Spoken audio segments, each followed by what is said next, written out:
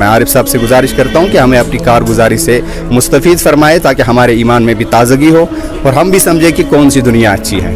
محترم عارف صاحب. السلام علیکم ورحمۃ اللہ وبرکاتہ. نحمد و نصلی علی رسولہ الکریم، اما بعد، فاعوذ باللہ من الشیطان الرجیم، بسم اللہ الرحمن الرحیم. ومن احسن قولا ممن دعا الی اللہ وعمل صالحا وقال اننی من المسلمین. صدق اللہ العظیم. محترم دوستو اور محترم خواتین، اللہ جل جلالہ و من والہ کا یہ فضل ہے، احسان ہے، اس کا کرم ہے کہ اللہ نے مجھے ہدایت دی اور میری زندگی کے رخ کو بدلا. ہمارے بھائی عابد صاحب نے بہت زیادہ تعریف کر دی. اصل میں اس تعریف کے مستحق تو ہے نہیں. در حقیقت بس یہ اللہ ہی کا فضل ہے. ان شارٹ، اللہ wants me here, I am here. اس میں کوئی میرا کمال نہیں ہے. یہ تو میں سمجھتا ہوں کہ اللہ کا خصوصی کرم ہوا میرے اوپر، جو اللہ نے مجھے اس زندگی سے، اس دنیا سے، اس گندگی سے، اس ناپاکی سے، یا کہے کہ اس دلدل سے اللہ نے اپنی رحمت کی رسی ڈال کر کے نکالا.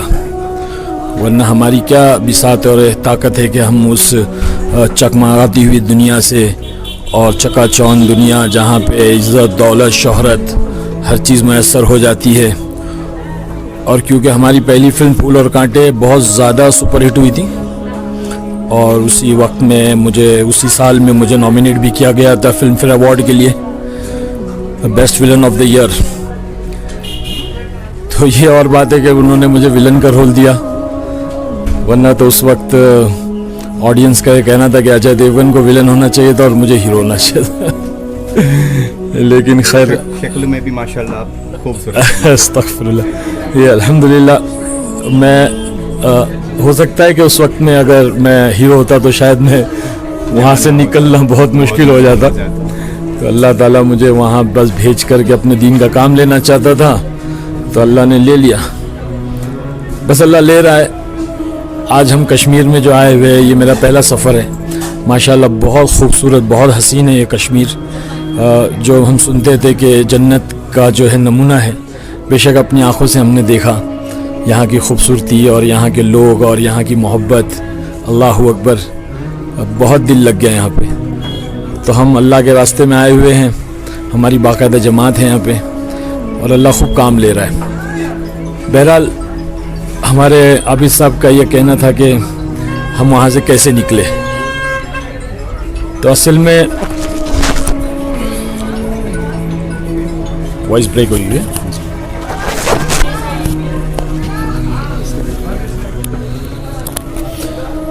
جی، تو عابد صاحب کا یہ پوچھنا تھا کہ اس دنیا کو کیسے چھوڑا. در حقیقت وہاں پہ ساری چیزیں موجود تھیں. 4 چیزیں جس کے پیچھے آج لوگ بھاگ رہے: عزت، دولت، شہرت اور عورت. وہ چاروں چیزیں وہاں ایک ہی رات میں، جب پہلی فلم سپر ہٹ ہوئی تو ہمیں ساری چیزیں مل گئی تھیں. لیکن جو اصل چیز تھی وہ دل کا سکون تھا، جس کی کمی تھی، اور وہ سمجھ میں نہیں آ رہی تھی بات کہ وہ کیا چیز ہے. کمی کس چیز کی ہے؟ اللہ پاک فرماتا ہے اپنے کلام اعلیٰ بذکر اللہ تطمئن القلوب کہ ہم نے دلوں کا چین، اطمینان، چین، سکون جو ہے ہم نے اپنے دین میں، اپنے ذکر میں رکھا ہے. اور اللہ کا دین سے سراسر ذکر ہے. تو بہت بے چین تھے. دل کے اندر بہت ساری گندگیاں بھری ہوئی تھی، لالچ کی، جلن کی، حسد کی، کہ بھئی یہ رول مجھے مل جائے، وہ اس فلم کے اندر یہ کردار میں کروں، اور اس طرح سے جو ہے یہ بینر میں مجھے مل جائے، وہ کیوں کر رہا ہے. تو یہ ساری چیزیں جو ہے دل کے اندر بھری ہوئی تھی. تو اس طرح سے جو ہے بے چینی تھی، سکون نہیں تھا، نیند نہیں تھی. اس زمانے میں تو نشہ وغیرہ، شراب، یہ ساری چیزیں عام ہوتی تھیں. اپنے گناہوں کو بتلانا نہیں، لیکن وہ تو عام ہے، وہاں لڑکیاں کرتی ہیں. تو وہ اس حال میں جو ہے ہم رہتے تھے.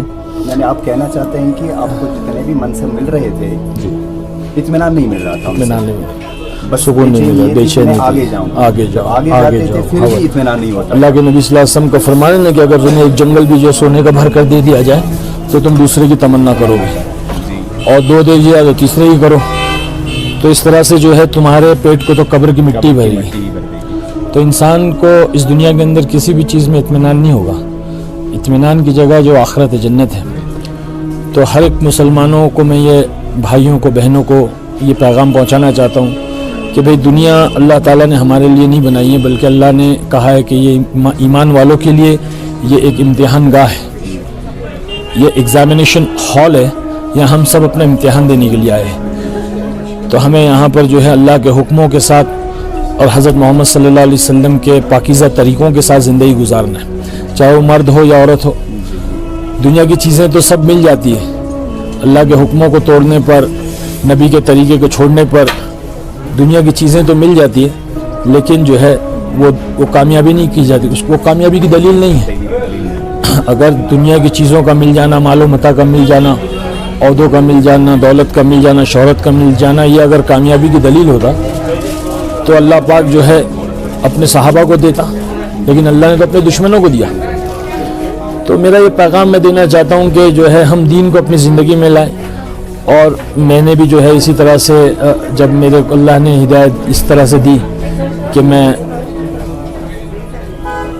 اس حال میں زندگی گزار رہا تھا، مست اپنی جو ہے بے حسی کی زندگی اور بے ہوشی کی زندگی تھی، عیش و عشرت کی زندگی تھی. تو اس وقت اللہ نے ہماری گھر والی کو جو ہے وہ پہلے قبول کیا.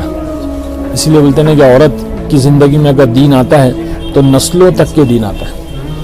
تو ہماری وہ گھر والی اجتماعات وغیرہ میں جانے لگی اور وہاں پہ اس کی بات سمجھ میں آ گئی، اس نے اپنے اندر تبدیلی لائی. پہلے جو مسئلہ تھا نا، آپ کی جو گھر والی تھی وہ ہے الحمدللہ، کیا وہ پہلے سے ہی دینی مزاج رکھتی تھی کہ پہلے سے وہ چاہتی تھی کہ آپ اسی شوبز میں ہی آگے بڑھو؟ بالکل دینی مزاج نہیں تھا. البتہ ہماری امی جو تھی وہ تھوڑا سا دیندار تھا، تو امی جو ہے ناراض رہتی تھی مجھ سے. والد صاحب میں بھی دینداری نہیں تھی، بلکہ والد صاحب تو بہت خوش ہو رہے تھے میرے اس مقام کو دیکھ کر کے، اور جو ہے میں اس اونچائی پہ جا رہا ہوں تو بہت خوش ہو رہے تھے.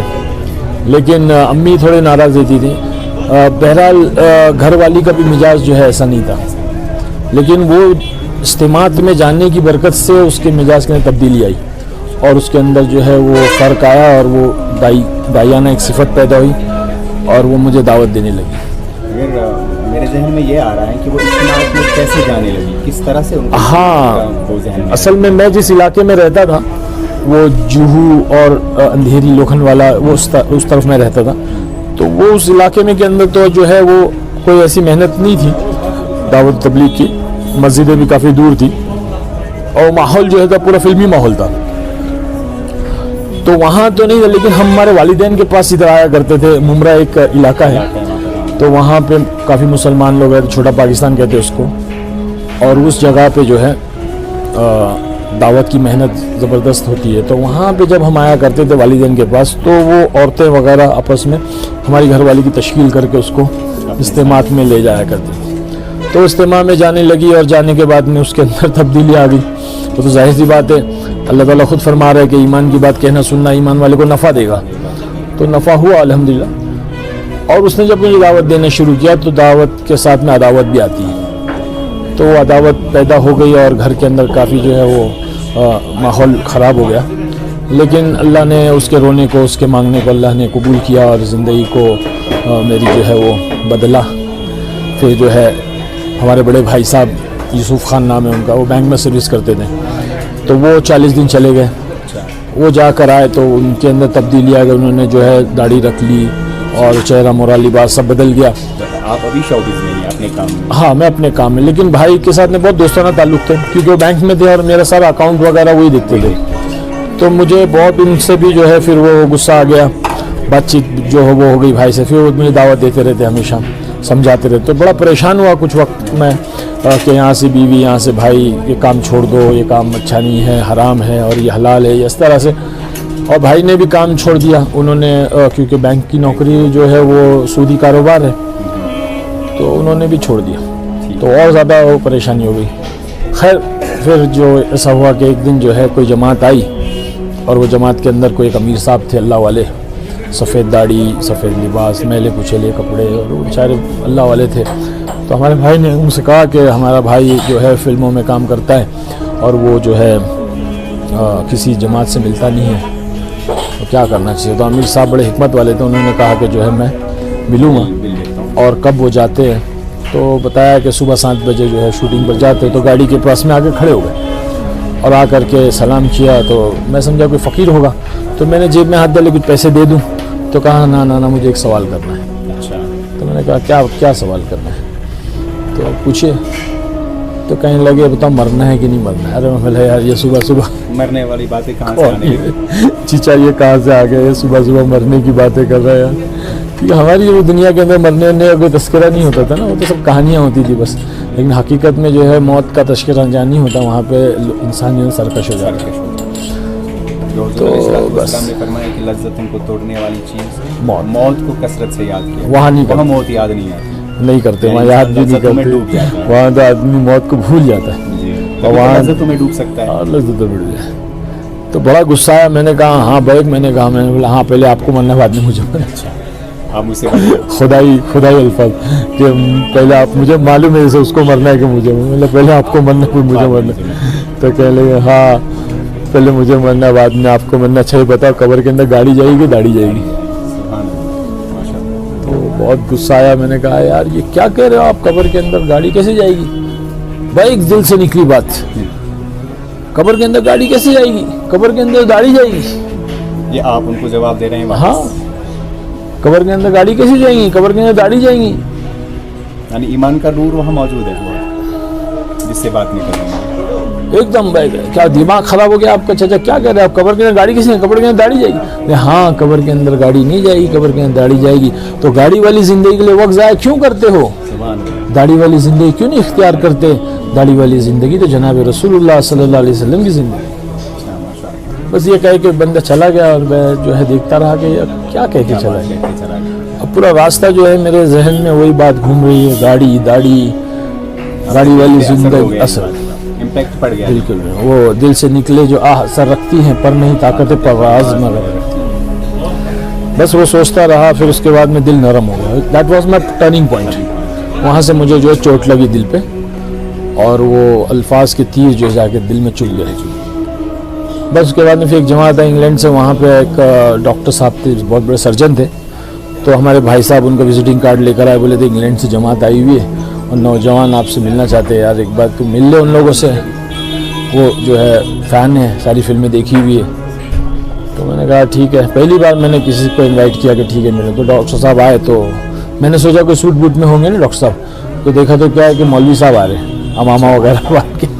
آپ کے ذہن میں ایک شکل تھی نا دین کے ساتھ, اس کا کوئی تعلق ہی نہیں ہوگا. لیکن ہوتے ہیں وہ جو مدرسے پڑھے تبلیغ میں ہو, جو دنیا کا کوئی کام نہ کرے. آپ کے ذہن میں یہ ایک تصویر بنی ہوگی نا اس میں.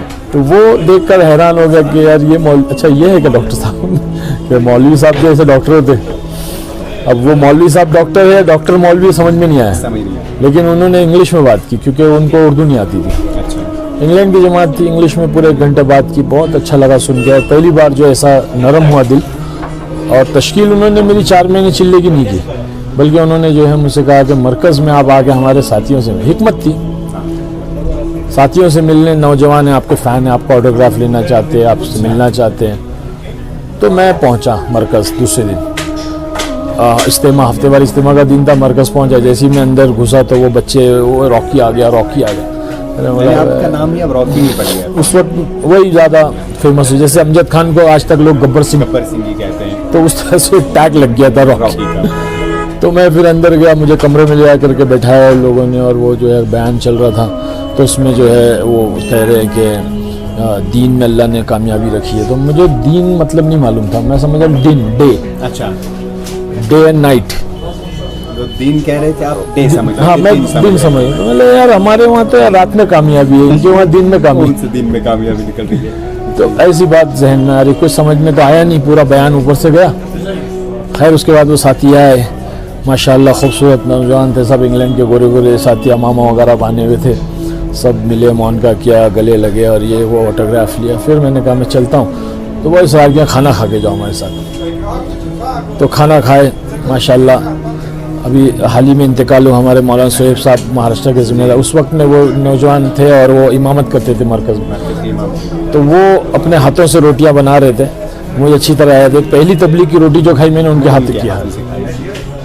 تو وہ مولانا صہیب صاحب ابھی انتقال ہوا ماشاءاللہ، تو اللہ ان کے درجات کو بلند کرے. تو بھائی پھر اس کے بعد میں کیا ہوا کہ نکلتا ہوں تو کہنے لگے نہیں آج اللہ کے گھر کی چٹائی میں سو جاؤ. اچھا، اب بات آگے پہنچی. اب بات آگے بڑھی. وہ کہتے ہیں نا کہ تبلیغ والوں کو انگلی دو تو پھر پورا ہاتھ پکڑ لیتے ہیں اور بات پورا جنت میں لے جاتے پھر. تو وہ کہنے لگے کہ بھائی کھانا آج اللہ کے گھر کی چٹائی پہ سو جاؤ، اللہ کے گھر کی چٹائی پہ سو جاؤ. آپ تو بھائی نرم گدوں میں سوتے ہو، ایئر کنڈیشن کمروں میں سوتے ہو. اس کا مزہ بھی چکھ لے. بہت ایک دم دل میں نا ایسی گھبراہٹ سے ہونے لگی یار، یہ بار بار اللہ کے گھر کی چٹائی، اللہ کے گھر کی چٹائی. بولے ٹھیک ہے بھائی میں سو جاتا ہوں.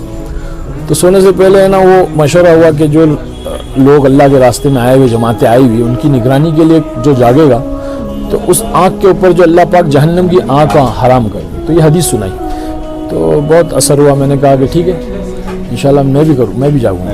اچھا، یعنی اتنا تعیہ ہاں پیدا ہو گیا کہ ہاں بچنا ہے بھائی. جس کے تصور میں دین اور دن میں کوئی فرق نہیں نظر آ رہا تھا، لیکن اثرات ایسے ہو رہے تھے کہ جہنم کی اب وہ خوف آ رہا تھا، اس سے بچنے کا ارادہ ہو رہا. بالکل. تو میں نے کہا ٹھیک ہے. میں تو 2 بجے ساتھی نے آ کر کے اٹھایا. ہمارے وہاں پہ فاروق جناب ایک بندے ہیں ماشاءاللہ، ساتھی ٹیچر ہے وہ. تو آ کر کے اٹھایا، بولے عارف بھائی آپ جو ہے وہ آپ نے کہا تھا. تو میں ہاں اٹھ گیا. اٹھ کر میں جو ہے مرکز کے دروازے پہ بیٹھ گئے. تو وہ اللہ رسول کی بات کرنی شروع کی. تو اتنے میں کچھ ساتھی جو پہلی صف میں تہجد میں رو رہے تھے، تو وہ رونا جو ہے عجیب سا لگ رہا تھا، ایک دم ڈر سا لگ رہا تھا. وہ رو رہے تھے. میں نے پوچھا بھائی یہ کیوں رو رہے، کیا بات ہے، ان کو کیا ہو گیا، مسئلہ کیا ہے. وہ کہنے لگے کہ بولے یہ جو یہی تو کام ہے. بولے بولا کیا کام، کہ بولے ساری انسانیت کے لیے رو رہے ہیں، مسلمانوں کے لیے رو رہے ہیں. بولا کیا ہے آج کے دور میں یار، آج ماں اپنے اولاد کے لیے، باپ اپنے اولاد کے لیے نہیں روتا ہے. سوتے لوگ آرام سے، یہ وقت سونے کا، اور یہ لوگ اٹھ کے رو رہے ہیں. تو ایسے ہی حضور پاک صلی اللہ علیہ وسلم رویا کرتے تھے، صحابہ رویا کرتے تھے. تو انہوں نے چند باتیں بتائی. پھر اس کے بعد میں اٹھا، جا کے میں نے وضو کر کے 2 رکعت نماز میں نے پڑھی، اور پڑھ کے جو ہے میں نے اللہ سے دعا کی، اللہ اگر یہ سچے، اللہ میں تو گنہگار ہوں، یہ تو پکی بات ہے، وہ تو میں جانتا ہی ہوں. مطلب اقرار کر رہا ہوں، اپنا اقراری مجرم اللہ سے اپنا اقرار کروں گا. اللہ میں تو جانتا ہی ہوں کہ میں گنہگار ہوں. کیونکہ بہت برا حال ہو گیا تھا، نماز نہیں، کچھ نہیں، جمعہ نہیں، رمضان آتا تو پتہ نہیں چلتا تھا. تو اللہ میں تو گنہگار ہوں، تو لیکن یہ بتا اگر یہ سچے ہیں اور ان کا کام سچا ہے اور ان کا رونا سچا ہے تو اللہ تو مجھے ہدایت اور ان کے ساتھ جوڑ. بس یہ بات نکل گئی منہ سے. بولتے ہیں نا اللہ تعالیٰ نکالتا ہے. میری طلب بھی کسی کے کرم کا صدقہ ہے، یہ قدم اٹھتے نہیں اٹھائے جاتے، وہ آٹومیٹیکلی ورڈز نکل گئے. اور جو ہے میں نے اللہ سے مانگا، میں سو گیا. تو جب میں سویا ہوں عابد بھائی، وہ جو فجر کی اذان میں آنکھ کھلی ہے تو ایسا لگا جیسے کہ بھائی میں کہاں آ گیا، مکہ مدینہ میں آ گیا. اور وہ بندہ غفار، عبد الغفار ایک بندہ بچہ، بہت اچھی اذان دیتا، بالکل مکہ کی مدینہ کی اذان کی کاپی کرتا تھا وہ. تو ایسے جو ہے ایک دم روح کھل گئی. اور جو سکون جو میں نے کہا اپنی بات میں نے شروعات کی کہ سکون زندگی میں نہیں تھا، اللہ نے اس چٹائی کے اوپر جو نیند عطا فرمائی، یوں کہیں کہ وہ نیند نے زندگی کو بدل دیا. اور بس پھر اس کے بعد میں فجر کی نماز پڑھی. نماز پڑھنے کے بعد میں 3 دن کا ارادہ، بیان کے بعد میں 3 دن کا ارادہ کیا. تو مجھے ایک علاقہ ہے وہاں قریب میں تلوجہ، وہاں 100% مسلمان رہتے اور دعوت کا کام 100%. اور اتنا زبردست گاؤں ہے چھوٹا سا، ہر گھر میں فجر کے بعد میں آپ کو قرآن کی تلاوت کی آواز سنائی دے گی. ایک مستورہ 3 دن میں ہم نے نہیں دیکھی وہاں پہ باہر. اور اگر ایک آدھ نظر بھی آ گئی تو پوری کمپلیٹ ڈھکی ہوئی، پوری ڈھکی ہوئی. اور وہاں بچہ جو ہے وہ قرآن حافظ عالم اس گھر کے. اور ہم نے تو سنا اس گاؤں کے اندر رائٹس ہوئے تھے پہلے بامبے میں، تو اس وقت میں اللہ کی مدد باقاعدہ فرشتوں کو اترتے ہوئے لوگوں نے دیکھا تھا. وہ گاؤں پورا گھیر لیے تھے ہندوؤں نے، غیروں نے پورا گھیر لیا تھا. اور اس وقت میں جو ہے فرشتوں کو اترتے ہوئے لوگوں نے دیکھا تھا. تو وہ ایسی جگہ مجھے لے کر گئے. پہلا میرا سہ روزہ لگا 3 دن. پھر اس کے بعد مجھے ہر مہینے میں جانے لگا 3 دن اورنگ آباد اور بہت جگہ لے گئے. پھر اس کے بعد 1 سال جو ہے تقریباً مجھے لگا، میری گھر والی نے کہا کہ بس اب چھوڑ دو کام. یعنی کہ آپ تبلیغ کے ساتھ بھی تھے اور فلم بھی کمپلیٹ دنیا میں بھی تھے، شوٹنگ پر نماز پڑھتا تھا میں، شوٹنگ پر نماز پڑھتا تھا. یعنی کہ تو اللہ نے نماز کو جو ہے نماز کی توفیق دے دی. اور وہ 3 دن کی برکت سے نماز کی توفیق ملی. اور شوٹنگ کے وقت میں میک اپ نہیں کرتا تھا, شوٹنگ پہ نماز پڑھتا تھا. تو اللہ پاک فرماتا ہے کہ اللہ بذکر اللہ تک نہیں, اللہ پاک فرماتا ہے ان الصلاۃ تنہی عن الفحشاء والمنکر. تو جی بالکل بالکل نکال لایا, بالکل حق ہے. تو وہ نماز نے اپنا اثر دکھایا. ایک بات تو بالکل آپ کی نا, وہ میں ان سے بھی کہنا چاہوں گا کہ وہ کہا آپ نے کہ میں سکون کی تلاش میں تھا. تو آپ تو اس دنیا میں تھے جہاں آج ہم سمجھتے ہیں کہ سکون وہاں ہے. ہمارا ذہن تو یہ نا کہ وہاں جائیں گے, شہرت ملے گی, پیسے ملیں گے, سب ملے گا تو ہمیں سکون ملے گا. تو آپ کہہ رہے ہیں میں وہاں بالکل بے سکون تھا, اور آخر آ کر مسجد کی چٹائی پہ سویا, صبح اٹھا تو اس سکون کی جو تلاش تھی مجھے وہ میں نے پایا, دل ایک مطمئن تھا. یہ بات بالکل ہم سب ان کو جانتے ہیں, جنید جمشید مرحوم رحمۃ اللہ تعالیٰ ان کی مغفرت فرمائے. وہ بھی ایک بیان میں فرماتے ہیں کہ میں سکون کی تلاش میں 7 اسٹار ہوٹلوں میں پھرا کرتا تھا. آخر جب تبلیغ میں نکلا 3 دن کے لیے تو وہاں چٹائی پہ سونا پڑا. 7 اسٹار ہوٹلوں میں مجھے وہ سکون نہیں ملا جو مجھے اس چٹائی پہ ملا.